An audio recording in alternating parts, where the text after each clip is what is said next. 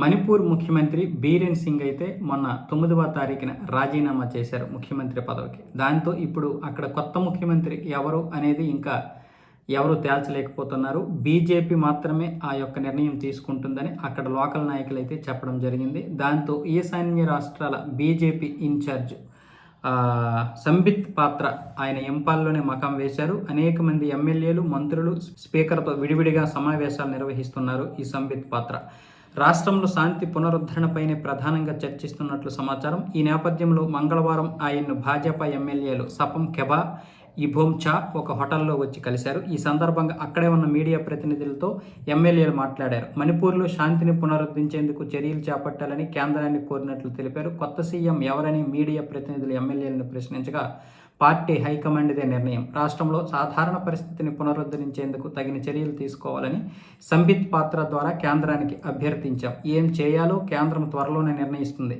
నూతన ముఖ్యమంత్రిని ఎన్ని రోజుల్లో ఎంపిక చేసే అవకాశం ఉందనే అంశంపై మేము చర్చించలేదన్నారు. జాతుల మధ్య వైరంతో రగులుతున్న మణిపూర్లో శాంతి స్థాపన కోసం సంబిత్ పాత్ర సోమవారం రాష్ట్ర భద్రతా సలహాదారు Kuldeep Singh, hill areas committee chairman D గంగ్మేయిన్ని వేర్వేరుగా కలిసి చర్చించారు. మరోవైపు మణిపూర్ భాజపా ఎమ్మెల్యేలు బుధవారం ఢిల్లీలో సమావేశమయ్యే అవకాశం ఉన్నట్లు చర్చ జరుగుతోంది. మణిపూర్లో కొనసాగుతున్నటువంటి ఈ హింసాత్మక ఘటనల్లో దాదాపు ఇప్పటి వరకు 250 మంది అయితే మరణించడం జరిగింది.